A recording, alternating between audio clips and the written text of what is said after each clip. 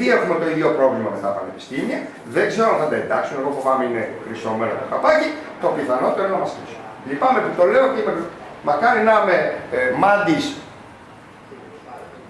κακός, να είμαι κακός μάτης παρά μάτης κακών αποτελεσμάτων. Ευχαριστώ πολύ. Θα ρωτήσει κυρίως ο Παναγιώτος Αντρέας, πρώην δήμαρχος της Δυτικής Ακαΐας και Διευθυντικός Σύμβουλος των Πατρέων. Πιστεύω λήξαν οι εισηγήσεις. Τώρα από τα πολιτικά πρόσωπα η άποψή μας είναι ότι το ζήτημα είναι πολιτικό, καθαρά πολιτικό, όπως καταλάβατε. Και δεν θέλουμε μόνο μεμονωμένες ενέργειες, ερωτήσεις βουλευτών. Θέλουμε όλα τα πολιτικά κόμματα ευθύνη, το καθένα το κομμάτι. Σαν το ποτάμι που είναι πρώτο κόμμα στο Κοινοβούλιο. Όλοι οι υπόλοιποι θα έρθουν να συντονιστούμε και τα δημοτικά συμβούλια και δήμαρχοι, κοινός αγώνας. Αν θέλουν να έχουν ζωή αυτή η περιοχή, τη Δυτική Ελλάδα. Ξέρετε πολύ καλά, κάποτε το κάναμε, ήταν η λογική της γαστρονίας και της καφετέριας. Δεν σταματήσει η ιστορία. Θέλουμε ανάπτυξη αυτή την περιοχή. Θέλουμε παιδεία. Θέλουμε τους νομέρες να λειτουργούν στις υπηρεσίες σας. Θέλουμε αυτή η κοινωνία να πάει μπροστά. Αν θέλουμε, πρέπει να έρθουμε όλοι μαζί. Γι' αυτό κάνω έξι πριν το λόγο στους δημάρχους και στους πολιτικούς. Δημοτικά συμβούλια αποφάσισε. Και πιέσει η πολιτική παράδοση μαζί στην άσκηση του Υπουργείου. Δέσμευσε τα κόμματα στη Βουλή με νόμο πλέον. Τα διατάγματα έδωκε και άποτε. Ο νόμος δεν τα κάνει εύκολα. Γιατί ο νόμος είναι η πολιτική του κάθε κόμματος στη Βουλή. Το διάταγμα κάνει κάθε υπουργός. Και έχει ένας υπουργός, όπως καλύτερο το 1994, με μια απόφαση με ένα φαξ, αν είναι δυνατόν σε ποια χώρα ζούμε, να καταργεί νόμο. Που δεν μπορεί. Υπουργός με φαξ να καταργεί νόμο. Νόμος που γίνεται με νόμο. Διάταγμα με διάταγμα. Λοιπόν, να ξεκινήσω από την κυρία που είναι εκπρόσωπο του Ποτάμι, την κυρία Νέστορα, Θεοδόρα, δύο κουβεντούλες και στον υποβουλευτή, με συνεργασία με όλους μας, σε ένα ψήφισμα να υπογράψει και να κλείσουμε ραντεβού άμεσα την πολιτική ισχύ. Γιατί και να ενημερώσει η κοινωνική εργασία, το μηχανογραφικό μου θα έδωσε να στάση. Δηλαδή αύριο να γίνει συνάντηση. Εγώ το μεταφέρω όλα στην κυρία Φωτήλα και όπως καταλαβαίνετε και μόνο από την παρουσία μου, καταλαβαίνετε ότι ο κύριος Φωτήλας ενδιαφέρεται για να τα μάθει όλα αυτά και δεν θέλει κόμμα να κάνετε. Ωραία, ναι, κάνουμε συνάντηση. Είναι και στην Επιτροπή Μορφωτικών Υποθέσεων, οπότε θα του τα μεταφέρω όλα αυτά και ό,τι μπορούμε να κάνουμε θα το συζητήσουμε. Θα το συζητήσουμε το όλο θέμα και εννοείται ότι όποτε θέλετε να κανονίσουμε και κάποιο ραντεβού για να το συζητήσουμε και εκτενέστερα το θέμα. Ωραία. Έχετε υλικό, έχετε πάρει όλο υλικό. Να ενημερωθεί ο βουλευτής και να δούμε μαζί. Εμείς θα φτιάξουμε ένα κείμενο της αντιπλήρωσμα, θα το δώσουμε για όλους, θα τους υπογράψετε. Οπότε να πάνε και θα πάει στη Βουλή. Ναι, θα το συζητήσουμε με τον βουλευτή για το επίσης, δηλώθηκε τώρα από το Δήμο Πατρέων, είναι ο κ. Σοφιστάρας Νίκος, εκπρόσωπος του Δήμου Πατρέων. Από τον κύριο Νικολόπουλο, κ. Δημάκης.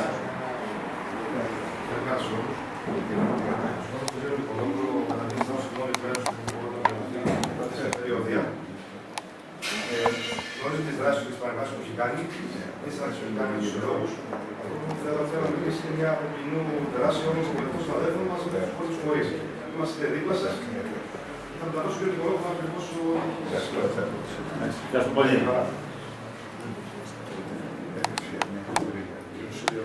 Ο κ. Σιδηρόπουλος, από την κυρία Κανελοπούλου, που είναι και αυτή στην Μορφωτικών Υποθέσεων. Καθήλει η Επιτροπή. Δεν τα καταφέρει αυτή σήμερα.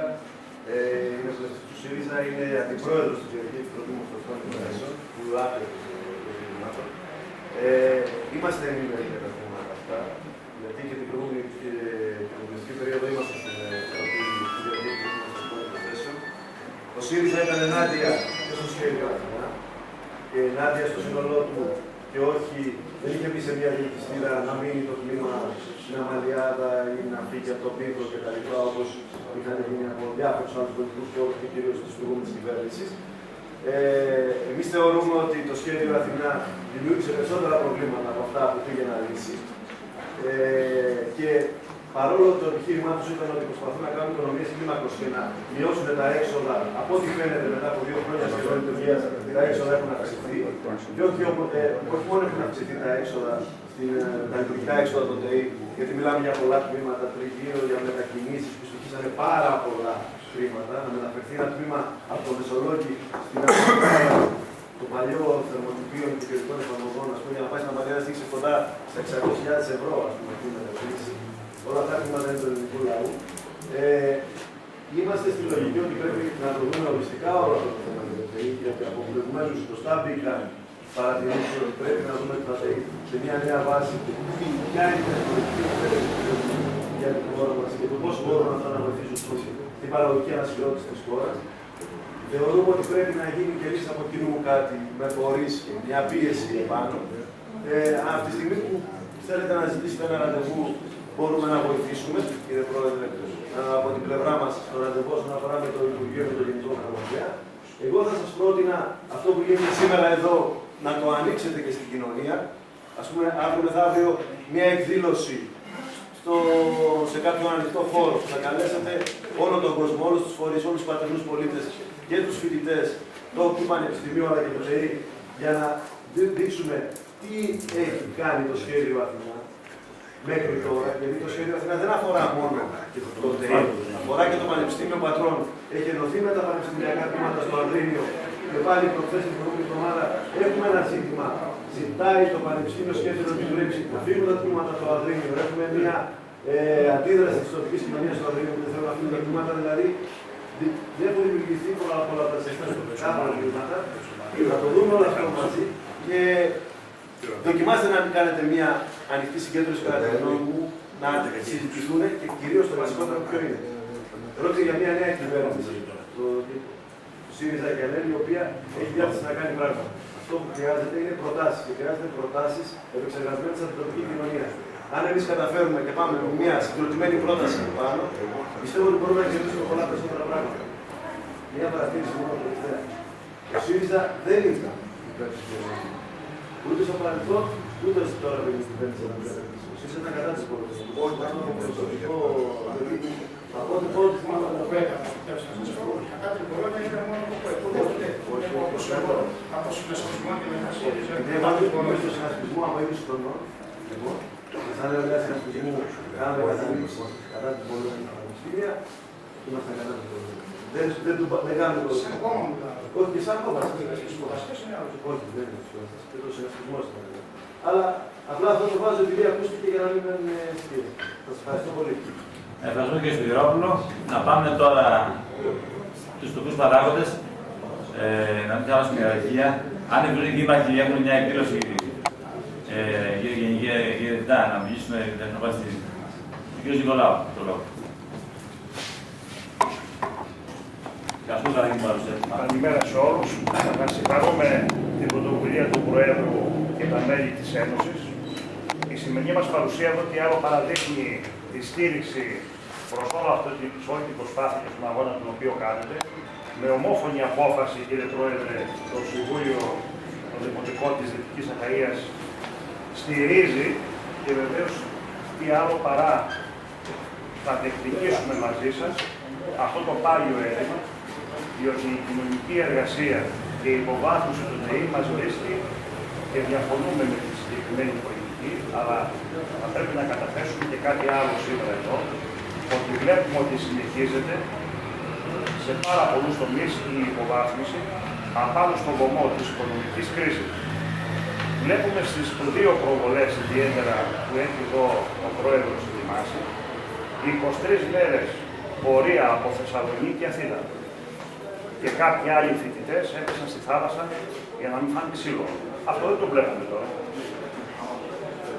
Δεν βλέπουμε μία αντίδραση, έχουμε μείνει στις διαπιστώσεις και όχι στις προτάσεις και πρωτοβουλίες.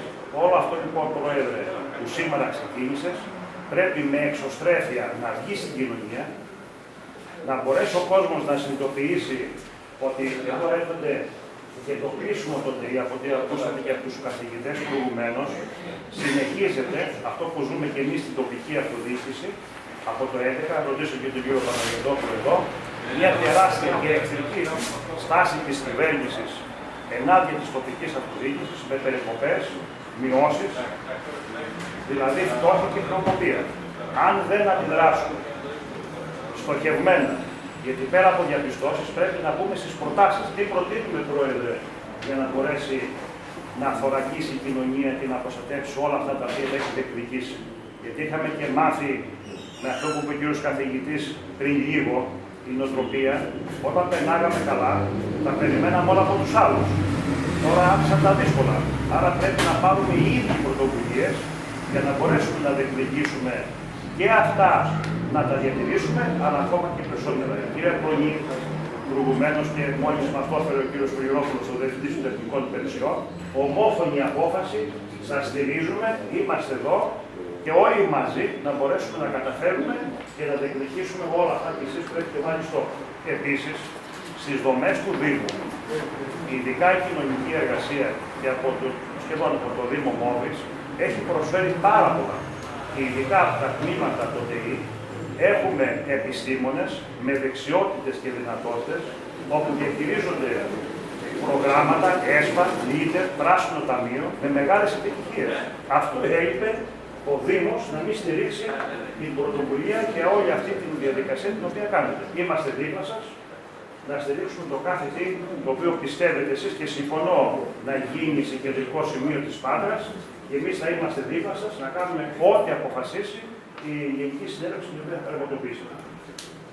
Ευχαριστούμε πολύ. Να είστε καλά, καλή νύχτα. Ο Δήμαρχος της Βαντές, εκ μέρους του Δημάρχου του Καρτή. Να σας καλημερίσω, να συγχαρούμε για την πρωτοβουλία που πήρατε, να σας ευχαριστήσουμε για την πρόσκληση που μας κάνετε, να σας μεταφέρω το χαιρετισμό του Δήμαρχου Ερημάνθου, ο οποίος είχε ειδημένες υποχρεώσεις και τον έχουν αναγκάσει σήμερα να μην βρίσκεται εδώ μαζί σας. Βεβαίως, εδώ δεν βρισκόμαστε για τυπικούς λόγους, αλλά για ουσιαστικούς λόγους. Θέλουμε να βοηθήσουμε. Δεν μπορεί κάτι το οποίο έχει δημιουργηθεί έτσι με ελαφριά ψυχή σήμερα να το σταματάμε και να λέμε ότι ξέρετε τίποτα, κλείνουμε εκείνο το τμήμα, σταματάμε εκείνο το τμήμα, χωρίς να το αιτιολογούμε.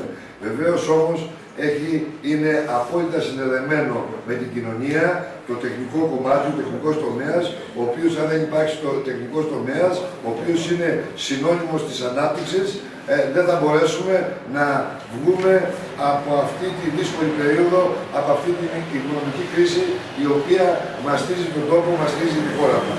Άρα δηλαδή είναι συνώνυμο και σε καμία περίπτωση δεν μπορούμε να πούμε ότι ξέρετε τίποτα, οι πτυχιούχοι μηχανικοί δεν πρέπει να έχουν επαγγελματικά δικαιώματα. Πάμε όμως σε ένα άλλο κομμάτι το οποίο και αυτό λέγεται κοινωνικός τομέας.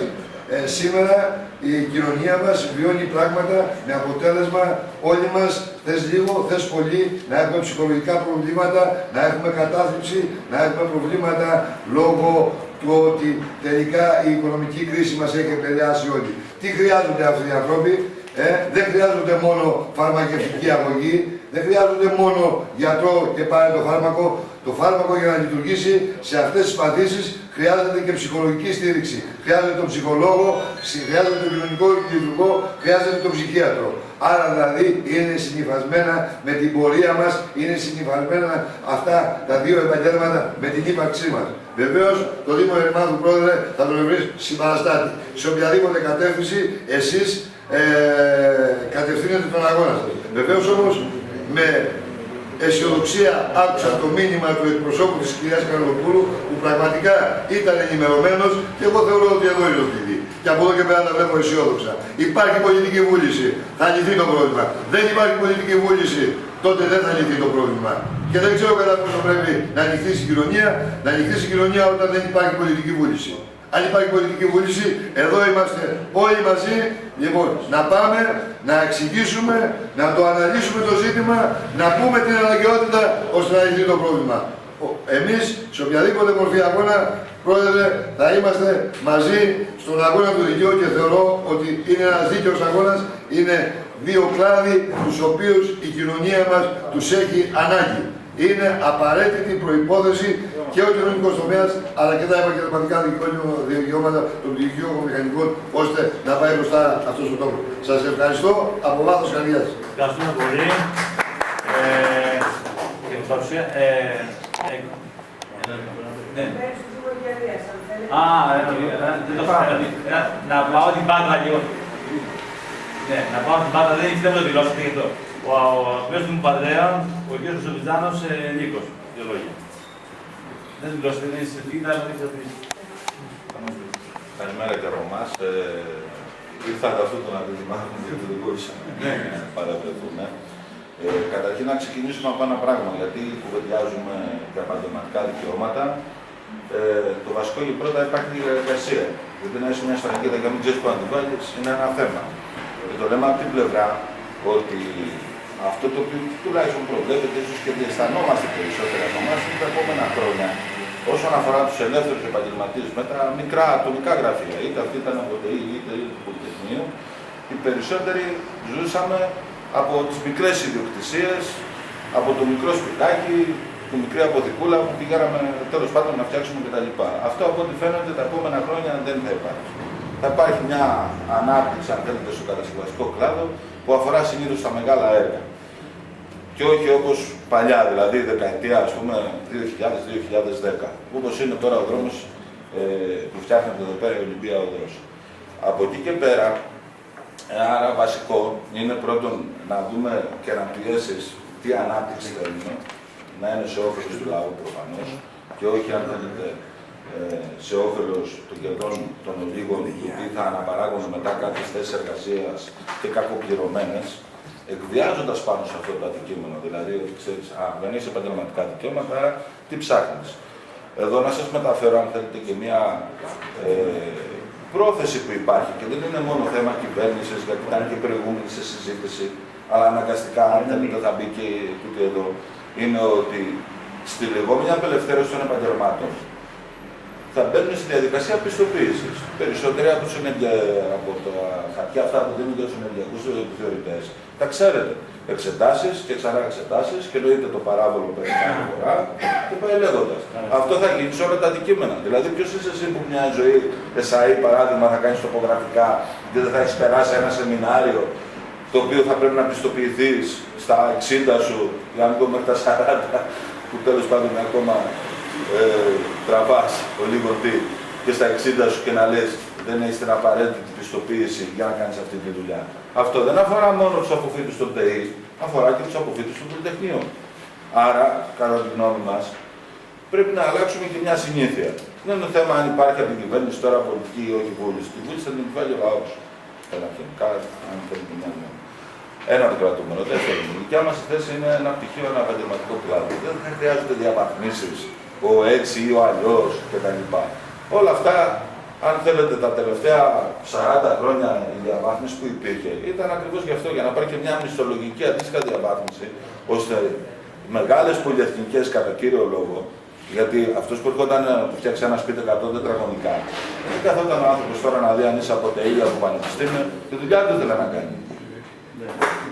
Ήταν να μπορέσει να συμπιέσει τα μεροκάματα όσο γινόταν χαμηλότερα. Αυτό γινόταν. Και αυτό είναι να γίνει και στο μέλλον σε ακόμα χειρότερο βαθμό. Πάμε τώρα στη σχολή. Εγώ θα σας βάλω δύο ερωτήματα. Είναι σήμερα περισσότερο η απόφυγη αυτής της σχολής κοινωνικής εργασίας αναγκαία από ποτέ με βάση τη φτώχεια και την ανεργία την οποία υπάρχει και αν θέλετε, εδώ είναι και οι δήμαρχοι ή οι αντιπρόσωποι τους τέλος πάντων, που εμείς σαν Δήμοι θέλουμε να στελεχωθεί από τέτοιο δυναμικό, ώστε να μπορέσουμε να αντιμετωπίσουμε τα προβλήματα της φτώχειας, τα οποία ούτως ή άλλως βιώνουν. Και ξέρετε, η φτώχεια δεν έρχεται και μόνο της, έρχεται και με κρούσματα βίας και με οικογενειακής βίας και πάει λέγοντας. Άρα με ποιον θα την αντιμετωπίσεις. Αλλά το πρόβλημα δεν είναι αυτό. Μια σχολή κοινωνικών ανθρωπιστικών σπουδών, όπως είναι η κοινωνική εργασία, είναι κι άλλες και στην πορεία θα τα κρίσουμε. Πάνε με τα κριτήρια της ανταποδοτικότητας. Βγάζουμε, κερδίζουμε. Ως σαν κράτος, ή σαν κοινωνία. 5 μάγκες, 10 όσοι είναι. Αυτό που λέμε εμείς σαν κουκουέ, αστική τάξη.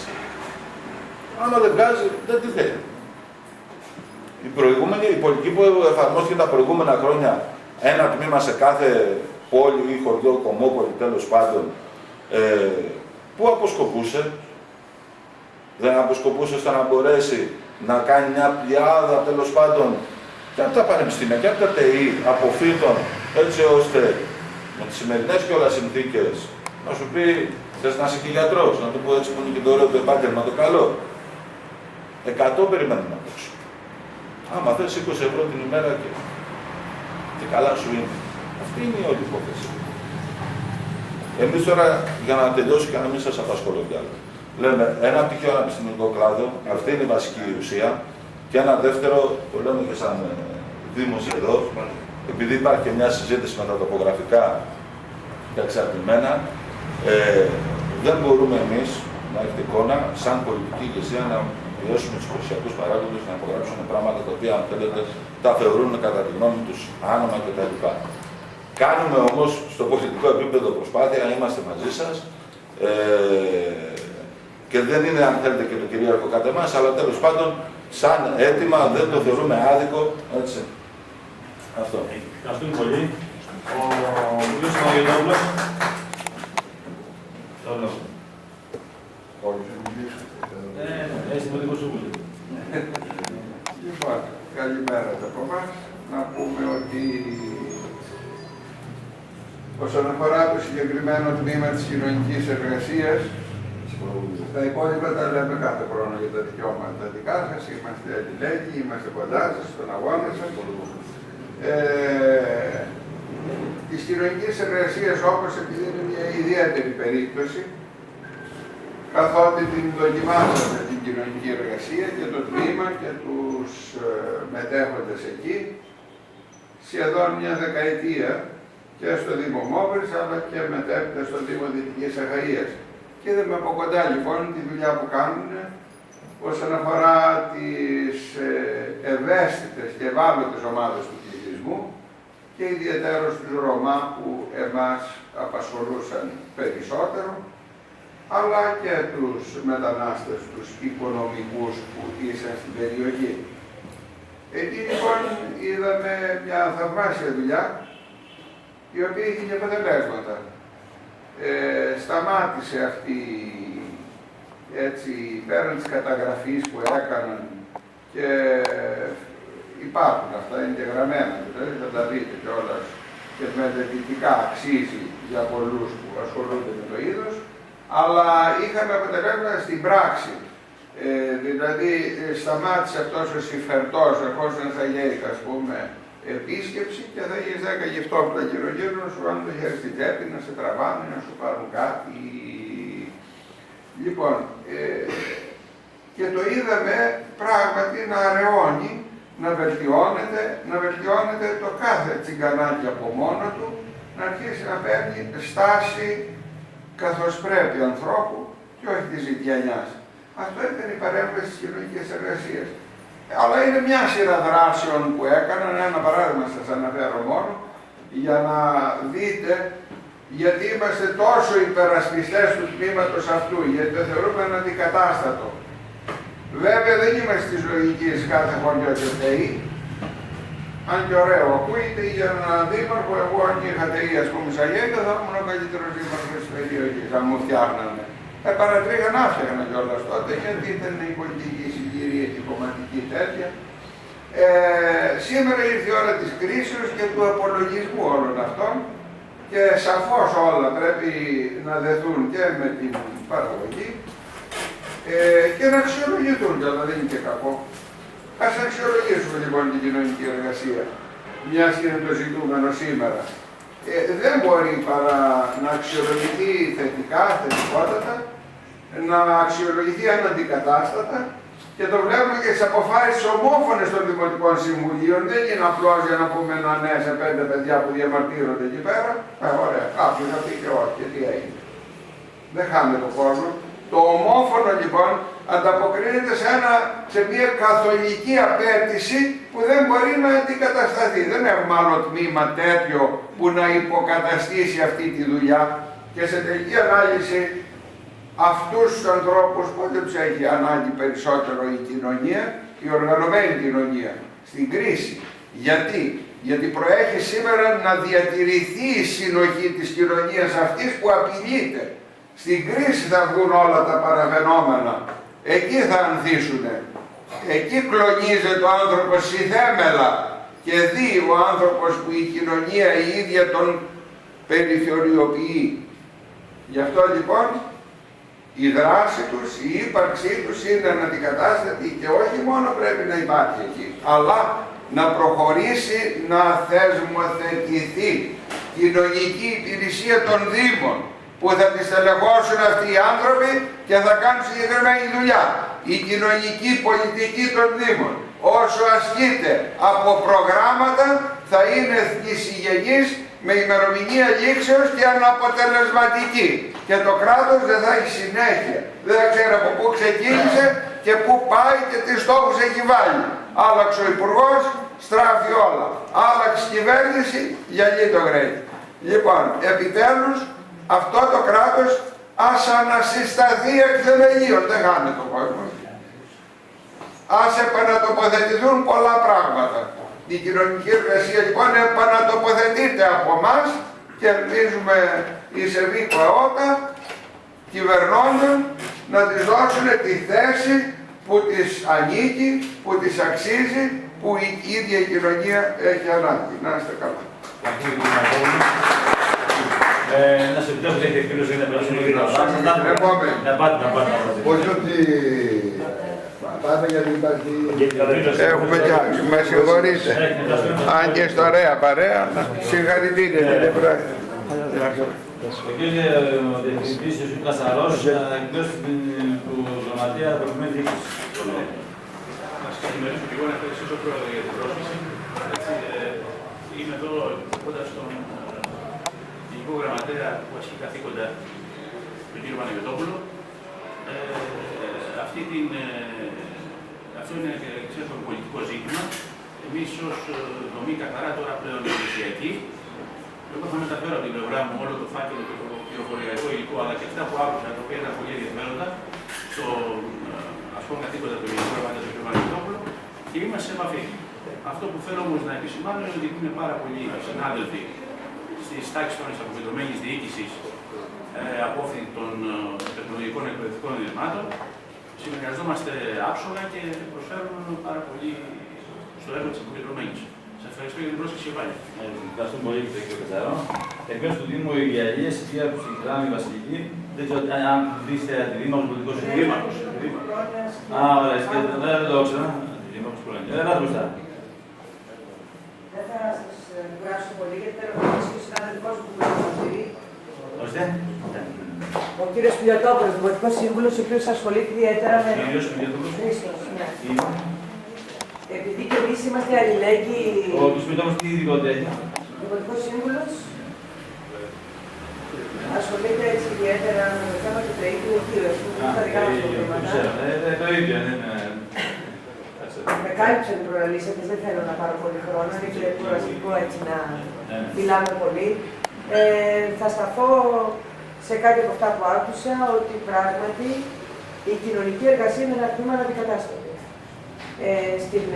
Στο Δήμο Υγειάλειας δεν έχουμε εξειδικευμένο προσωπικό και τώρα που περνάμε την κρίση διαπιστώνουμε κάθε μέρα ότι πόσο δύσκολο είναι να παράσχουμε έργο στους δημότες, αυτό που ζητήσαμε ψήφο, έτσι σαν ερετή να κάνουμε, δεν μπορούμε να το κάνουμε γιατί δεν έχουμε το απαραίτητο στελεχωμένο δυναμικό στην κοινωνική υπηρεσία. Λοιπόν, νομίζω ότι η κρίση δεν θα περάσει σύντομα και φαντάζομαι συμφωνούμε, ως εκ τούτου η πολιτεία πρέπει να στρέψει τα βλέμματά της προς την επανδρομένη οργάνωση των κοινωνικών υπηρεσιών.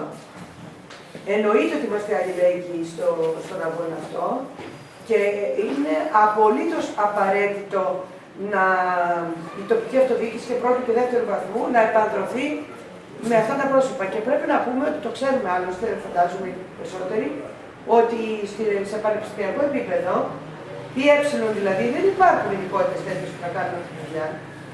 Και εμείς στους Δήμους, είτε με προγράμματα, όπως είπε πριν ο κ. Παναγιωτόπουλος, τα οποία έχουν ημερομηνία λήξη 1 χρόνο, 1,5, είτε περιοριζόμαστε στα όρια της φιλανθρωπίας, να το πω, με το να μαζεύουμε τρόφιμα το Πάσχα. Αυτό δεν είναι κοινωνική πολιτική. Η κοινωνική πολιτική θέλει μορφωμένους, επιστήμονες, εξειδικευμένους, να πλησιάσουν όλες αυτές τις ευπαθείς ομάδες που βιώνουν κοινωνικό και οικονομικό αποκλεισμό. Και ο στόχος της πολιτείας είναι να τους εντάξει στο κοινωνικό σύνολο ομαλά και να τους λύσει τα προβλήματα. Γι' αυτό και θα είμαστε δίπλα Έχουμε βέβαια και εμείς το δικό μας πρόβλημα, για το οποίο θα ήθελα να δώσω το λόγο στον συνάδελφο. Προτάσεις έχουμε για τον ΤΕΙ του Αιγείου, ας πούμε. Θα πω τώρα στους εκπροσώπους των βουλευτών. Προτάσεις έχουμε, τις έχουμε καταγράψει, έχουμε πάει. Έλλειψη από πολιτικά αυτιά. Έτσι, το θέμα είναι πολιτικό. Είναι πολιτικό και θα πρέπει οι αιρετοί, αυτοί που ζήτησαν ψήφο και εμείς τη δώσαμε, να βοηθήσουν και όλοι μαζί βεβαίως να τους στηρίξουμε, αλλά και εκείνοι μας, ώστε να στοχεύσει η πολιτεία στη σωστή κατεύθυνση. Ευχαριστώ. Ευχαριστώ για την παρουσία σας. Ο κ. Πετρόπουλος θα μας ενημερώσει. Όχι, δεν τα πω.